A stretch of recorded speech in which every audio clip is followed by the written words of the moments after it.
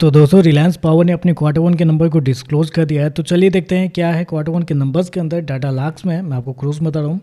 तो देखिए पिछले क्वार्टर की बात करते हैं तो पिछले क्वार्टर में कंपनी ने 1978 करोड़ का रिवेन्यू जनरेट किया था ऑपरेशन के थ्रू। पिछले साल 1992 करोड़ के आसपास, जबकि अभी देखें तो गिर गया 1885 करोड़ आपको जाता हुआ देखने को मिला। तो साल दर साल क्वार्टर क्वार्टर देखें तो कंपनी का जो रेवेन्यू है वो आपको गिरता हुआ देखने को मिल रहा है। लगभग बोल सकते हैं 5 से 6% के आसपास की गिरावट है कंपनी के रेवेन्यू के अंदर साल दर साल क्वार्टर क्वार्टर दोनों।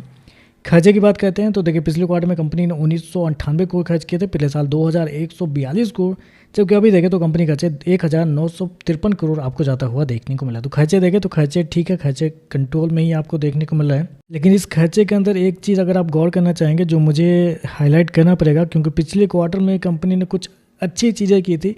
जो कंपनी के फाइनेंस कॉस्ट थे पिछले क्वार्टर में कंपनी के फाइनेंस कॉस्ट कम आते हुए आपको देखने को मिले थे।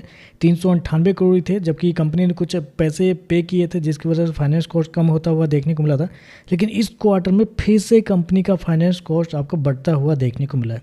425 करोड़ आपको जाता हुआ देखने को मिला है। यानी कि आप कह सकते हैं कंपनी कुछ पैसे पिछले क्वार्टर में पे तो कर दी, लेकिन फिर से कंपनी ने कहीं से कुछ कर्जे लिए हैं जिसकी वजह से कंपनी का जो फाइनेंस कॉस्ट है वो आपको बढ़ता हुआ देखने को मिला है। क्योंकि पिछले क्वार्टर से कंपनी का फाइनेंस को आपको बढ़ता हुआ देखने मिला है। साल दर साल कम है क्योंकि कंपनी ने पिछले क्वार्टर में ही कुछ पैसे पे किए थे जिसकी वजह से आपको साल दर साल कम देखने को मिल रहा है। लेकिन यहाँ पे ये थोड़ा सा मुझे नेगेटिव लग रहा है कि कंपनी का फाइनेंस कॉस्ट आपको फिर से आपको बढ़ता हुआ देखने को मिल रहा है, क्योंकि इस के अंदर एक बड़ी तेजी आपको देखने को मिली थी जब कंपनी ने अपने कर्जे को कम किए थे।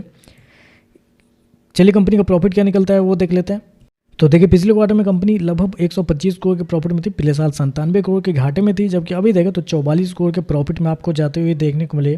तो साल दर साल कंपनी घाटे से मुनाफे में देखने को मिले। लेकिन पिछले क्वार्टर में देखें तो कंपनी का प्रॉफिट थोड़ा ज़्यादा था, बहुत ज़्यादा इसलिए भी था क्योंकि बहुत सारे एडजस्टमेंट भी थे। टैक्स के रूप में कंपनी को बहुत पैसे वापस भी मिले थे, क्योंकि यहाँ पर आप देख सकते हैं 58 करोड़ के आसपास कंपनी को टैक्स के रूप में वापस मिले थे, जिसकी वजह से कंपनी का प्रॉफिट बढ़ता हुआ देखने को मिला था।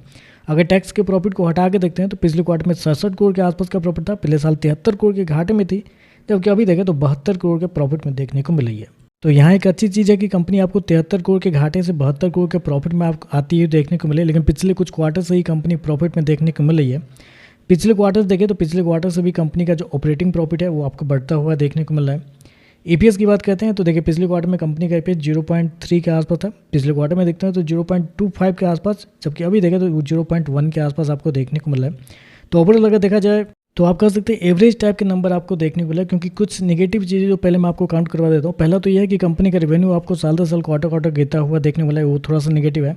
दूसरा कंपनी का फाइनेंस कॉस्ट देखते हैं तो वो आपको क्वार्टरली बेस पे आपको बढ़ता हुआ देखने वाला है, वो यहाँ पे नेगेटिव है। तो ये दोनों चीज़ें यहाँ पे नेगेटिव आपको देखने को मिले। पॉजिटिव चीज़ एक यहाँ पे देखने को मिले कि कंपनी का जो प्रॉफिट है वो आपको क्वार्टरली बेस पे अभी भी आपको बढ़ता हुआ देखने को मिला है। साल दर साल तो कंपनी घाटे से मुनाफे में देखने को मिली। तो एक पॉजिटिव चीज़ है, दो नेगेटिव चीज़ यहाँ पे आपको देखने को मिल रहा है। बाकी देखते हैं मार्केट इस पर कैसे रिएक्ट करता है। आज के लिए बस इतना है। वीडियो पसंद आए तो लाइक कीजिएगा, साथ में साथ चैनल को सब्सक्राइब जो कीजिएगा। धन्यवाद।